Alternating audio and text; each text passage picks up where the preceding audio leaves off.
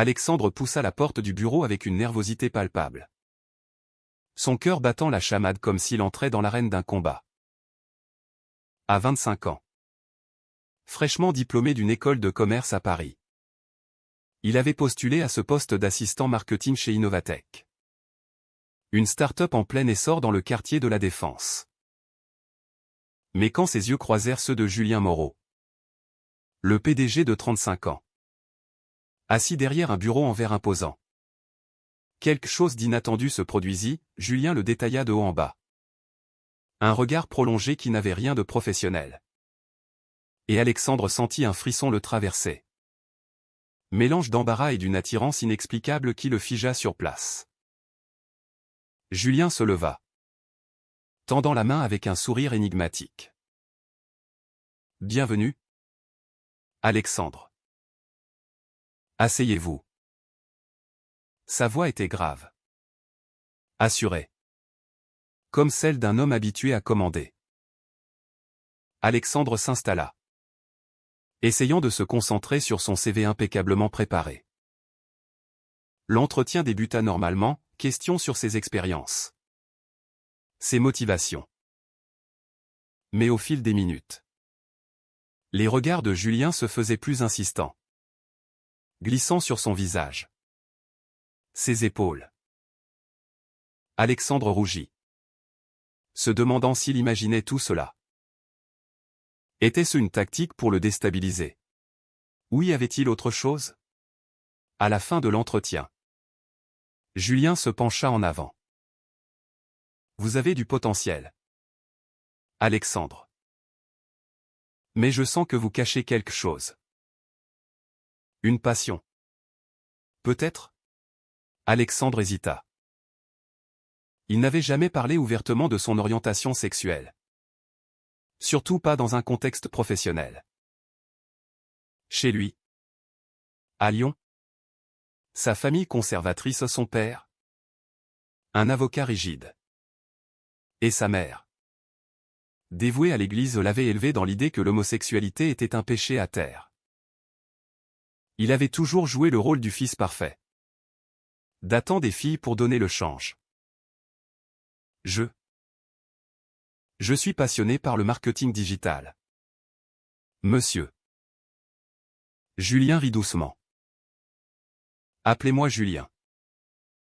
Et je ne parlais pas de cela. Ce soir-là, rentrant dans son petit appartement à Montmartre, Alexandre ne pouvait chasser Julien de ses pensées. Pourquoi ce regard? Était-ce une avance? Il secoua la tête, se convainquant que c'était son imagination. Mais le lendemain, un email arriva, félicitations. Vous êtes embauché. Rendez-vous ce soir pour un dîner d'accueil. Julien. Un dîner? Cela sortait du cadre professionnel. Alexandre accepta. Curieux malgré lui. Le restaurant était chic, surplombant la scène. Julien l'attendait, en tenue décontractée. Un verre de vin à la main. Je voulais vous connaître mieux. En dehors du bureau. La conversation dériva rapidement du travail vers le personnel. Julien parla de sa vie, divorcé d'une femme qu'il avait épousée pour plaire à sa famille aisée. Il avait réalisé tardivement son attirance pour les hommes. J'ai perdu des années à me mentir. Et vous? Alexandre? Le jeune homme se raidit. Comment savait-il? Était-ce si évident? Au fil du dîner, Alexandre se confia un peu, évoquant ses doutes, sa peur du jugement. Julien l'écouta avec empathie, posant une main sur la sienne un instant. Vous n'êtes pas seul. Ce contact envoya une décharge électrique en Alexandre. Rentré chez lui, il ne dormit pas, tourmenté par cette attirance naissante. Était-ce une erreur de mélanger travail et sentiment? Mais Julien représentait tout ce qu'il admirait, succès, assurance, liberté. Les premiers jours au bureau furent intenses. Alexandre excellait dans ses tâches. Mais les regards complices avec Julien le perturbaient. Un après-midi. Dans l'ascenseur. Julien murmura, « J'ai envie de vous embrasser depuis le premier jour. » Alexandre recula. Paniqué. « C'est impossible. Vous êtes mon patron. » Julien insista, « La vie est trop courte pour les règles. » Ce soir-là. Alexandre appela sa sœur. La seule à qui il avait confié son secret. « Évite-le. Alex. Si ça tourne mal. Tu perdras tout. » Mais l'attraction était trop forte. Lors d'une soirée d'entreprise. Après quelques verres. Ils s'isolèrent. Julien l'embrassa. Et Alexandre répondit. Un feu d'artifice intérieur. C'était son premier vrai baiser avec un homme. Libérateur et terrifiant. Dès lors, leur relation s'enflamma en secret. Rendez-vous volé dans des cafés discrets. Message codé.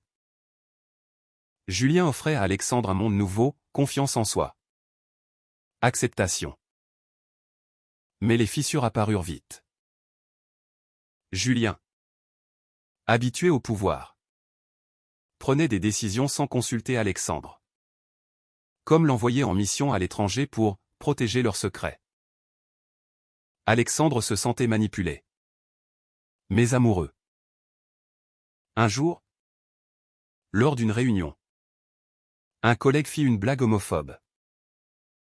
Julien rit avec les autres, feignant l'indifférence.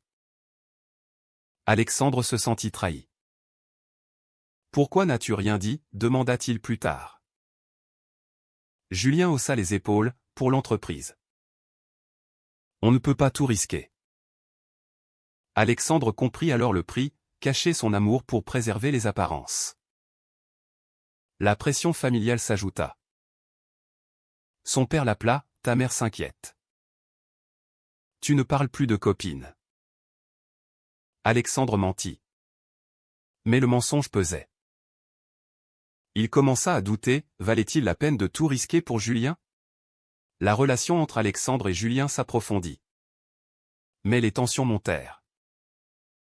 Alexandre, de plus en plus impliqué dans l'entreprise, remarqua des irrégularités dans les comptes. Julien, sous pression d'investisseurs, semblait couper des coins ronds. C'est temporaire, assura Julien lors d'un week-end à la campagne. Pour nous, pour l'avenir. Alexandre, amoureux, ferma les yeux. Mais intérieurement, un conflit rageait, loyauté envers Julien ou intégrité morale? À la maison, les appels familiaux se multipliaient. Sa mère insista pour une visite à Paris. Amène une amie, dit-elle.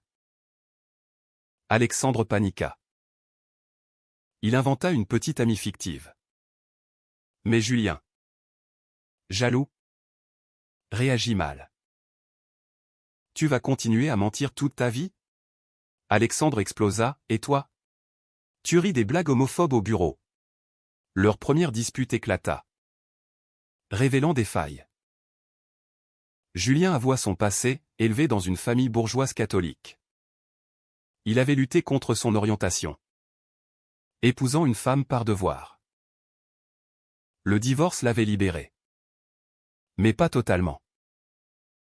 Je t'aime, Alex, mais je dois protéger ma réputation. Alexandre, touché, pardonna. Mais le doute persistait. Un soir, après une réunion tendue, Julien l'invita chez lui. Un appartement luxueux près de l'Arc de Triomphe. Ils parlèrent des heures, partageant rêves et peurs. Alexandre confia son enfance étouffante. Les messes obligatoires, Les attentes paternelles. Julien l'enlaça, avec moi. Tu es libre. Cette nuit marqua un tournant. Leur lien se renforçant malgré les ombres. Pourtant, la société pesait lourd. À une conférence professionnelle, Alexandre surprit Julien flirter avec une investisseuse pour sécuriser un contrat. Jaloux? Il confronta Julien, c'est pour l'entreprise. Idiot. Alexandre se sentit utilisé. Un secret commode. Il commença à chercher d'autres emplois. En secret. La crise éclata quand Alexandre découvrit un email, Julien avait autorisé une campagne marketing mensongère pour booster les ventes. C'est illégal, accusa Alexandre. Julien riposta, sans ça. On coule. Tu préfères le chômage? Alexandre. Déchiré. Choisit de rester silencieux. Mais le remords le rongeait. Était-ce de l'amour ou de la faiblesse? La famille d'Alexandre débarqua à l'improviste. Son père. Suspicieux. Interrogea, qui est ce Julien dont tu parles tant? Alexandre balbutia. Lors d'un dîner. Julien appela. Et Alexandre raccrocha vite. Sa sœur. Sentant le malaise. Le prit à part, sort du placard. Alex. Papa comprendra. Peut-être. Mais Alexandre craignait le rejet. Julien. Sentant la distance. Organisa un voyage surprise à Nice. Sur la plage. Il déclara, je veux qu'on assume. Quitte l'entreprise si besoin. Alexandre. Ému. Accepta. Mais au retour. La réalité frappa, un collègue avait vu des photos compromettantes sur le téléphone d'Alexandre. Les rumeurs enflèrent au bureau. Julien paniqua, n'avoue rien. Je gère. Il promit de promouvoir Alexandre pour le faire taire. Mais cela sonnait comme un pot de vin. Alexandre se sentit sali. Lors d'une confrontation. Julien admit, j'ai peur de tout perdre. Ma famille me renierait. Alexandre réalisa alors, Julien n'était pas prêt à sacrifier autant que lui. Le point de non-retour arriva lors d'une fête familiale.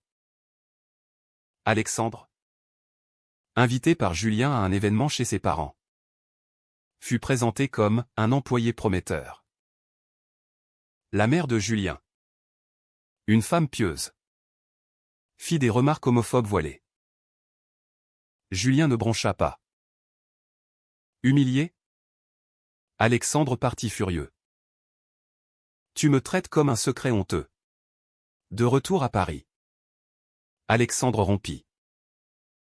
Je mérite mieux. Julien supplia, donne-moi du temps. Mais Alexandre, brisé, démissionna. Il rentra à Lyon, confrontant sa famille. Je suis gay. Et j'aimais un homme. Son père explosa, pas sous mon toit. Sa mère pleura. Alexandre partit. Seul. Avec ses affaires. Il trouva un petit job à Marseille. Essayant de reconstruire. Mais Julien le harcela de messages. Promettant le changement. Alexandre ignora. Mais le manque le torturait.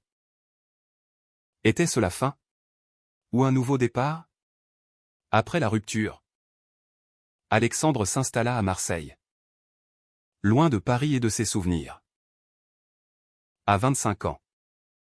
Il travaillait dans une petite agence de pub. Un salaire modeste mais une liberté nouvelle. Les nuits étaient longues. Hanté par Julien. Il bloqua son numéro. Mais les emails arrivaient encore, je regrette. Laisse-moi réparer. Alexandre supprimait sans lire. se convainquant que c'était pour le mieux. Sa famille, après le choc initial, réagit différemment. Sa sœur l'appela, « Papa est furieux. Mais maman prie pour toi. Viens parler. » Alexandre refusa, blessé par leur intolérance. Il rejoignit un groupe de soutien LGBT à Marseille, partageant son histoire. Là, il rencontra Lucas, un artiste de 28 ans, ouvert et fier. Lucas l'encouragea, « Ne te cache plus. » Une amitié naquit, avec une étincelle potentielle. Mais Alexandre n'était pas prêt. À Paris, Julien luttait. L'entreprise prospérait. Mais il se sentait vide. Il consulta un thérapeute. Affrontant ses démons, peur du rejet social. Éducation rigide. J'ai trahi l'homme que j'aime pour préserver une façade. Confia-t-il. Le thérapeute l'incita à agir. Julien contacta sa famille, avouant son orientation. Sa mère pleura, « C'est contre Dieu. » Son père coupa les ponts. Julien perdit des investisseurs conservateurs. L'entreprise vacilla. Désespéré, Julien pista Alexandre jusqu'à Marseille. Un soir, il apparut à sa porte. « J'ai tout risqué. J'ai quitté le placard. Pour toi. » Alexandre, choqué, le laissa entrer. Julien raconta, coming out public dans une interview. Perte financière. Mais liberté enfin.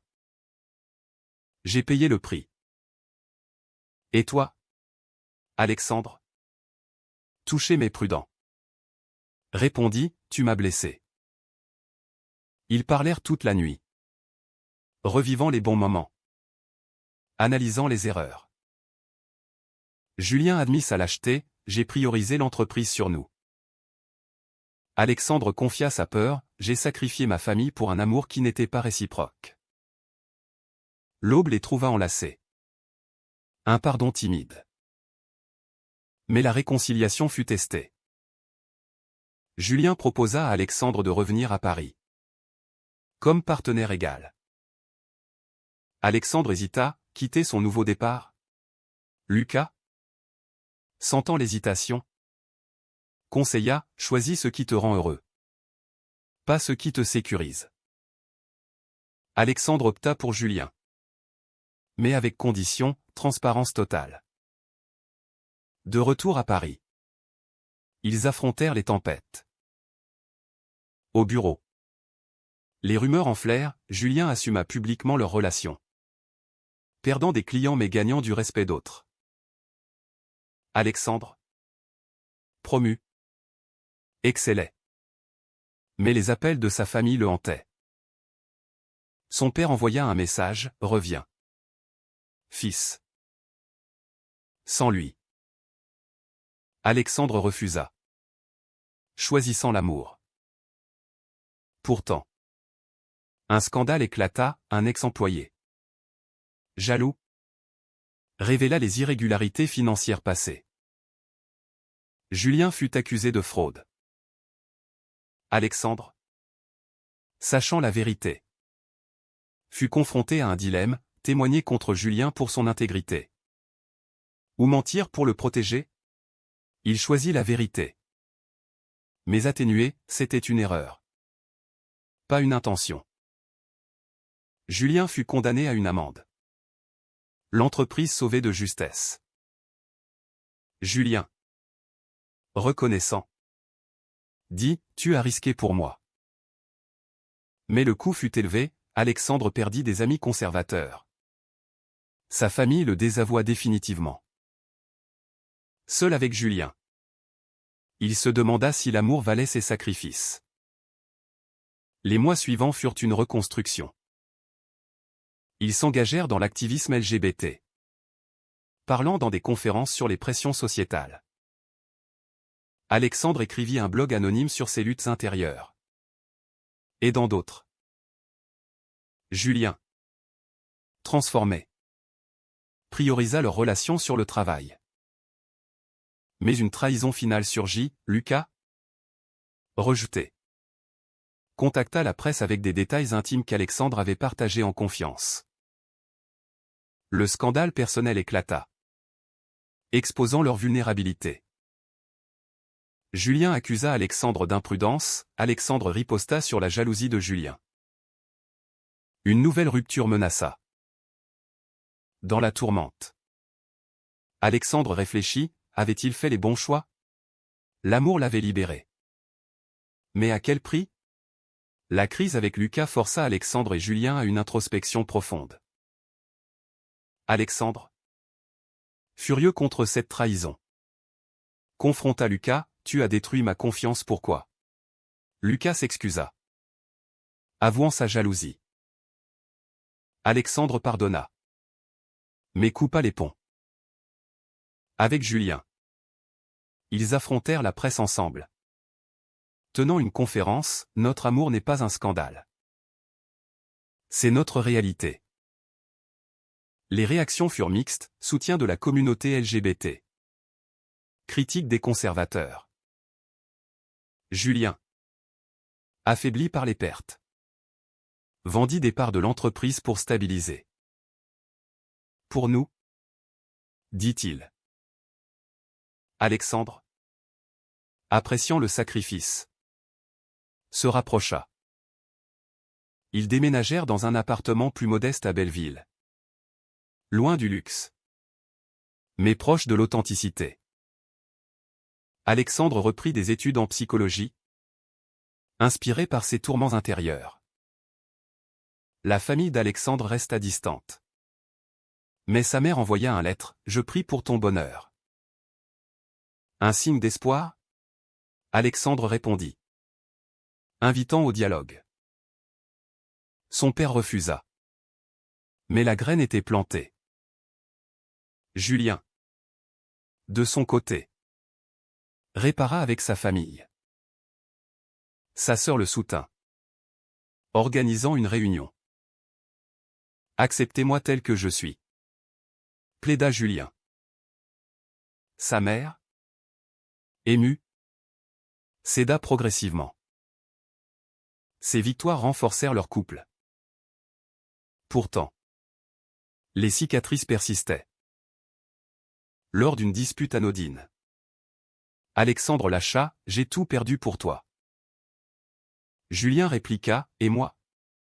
J'ai risqué ma carrière. Ils réalisèrent le poids des choix, chaque décision avait un coût. Moral, émotionnel, social. Un soir, sur les bords de la Seine, Julien posa un genou à terre, épouse-moi. Prouvons au monde que l'amour gagne. Alexandre, larmes aux yeux, accepta. Le mariage fut discret, entouré d'amis progressistes. Mais l'absence familiale blessa Alexandre. Est-ce suffisant, se demanda-t-il. Les années passèrent en un clin d'œil. À 30 ans, Alexandre devint thérapeute, aidant des jeunes LGBT en conflit. Julien, reconverti en consultant, soutenait des startups inclusives. Leur relation, forgée dans le feu, était solide, mais marquée par les regrets. Un jour, Alexandre reçut un appel de son père. Malade. Viens. Avec lui. Une réconciliation tardive? Ils allèrent à Lyon. Le père, affaibli, murmura, j'ai eu tort. L'amour est l'amour. Des larmes coulèrent. Alexandre pardonna, fermant un chapitre. Mais la vie réserva une dernière épreuve, Julien fut diagnostiqué avec une maladie chronique. Stress accumulé. Alexandre le soigna. payant le prix de l'inquiétude constante. Tous ces combats nous ont usés. Confia Julien. Alexandre répondit, mais ils nous ont rendus plus forts. À la fin. Assis dans leur jardin. Alexandre réfléchit à leur parcours, choc. Trahison. Sacrifice. Éveil. Avait-il fait les bons choix? L'amour avait triomphé. Mais à quel coût? Est-ce que l'amour justifie-t-il tous les sacrifices moraux et personnels?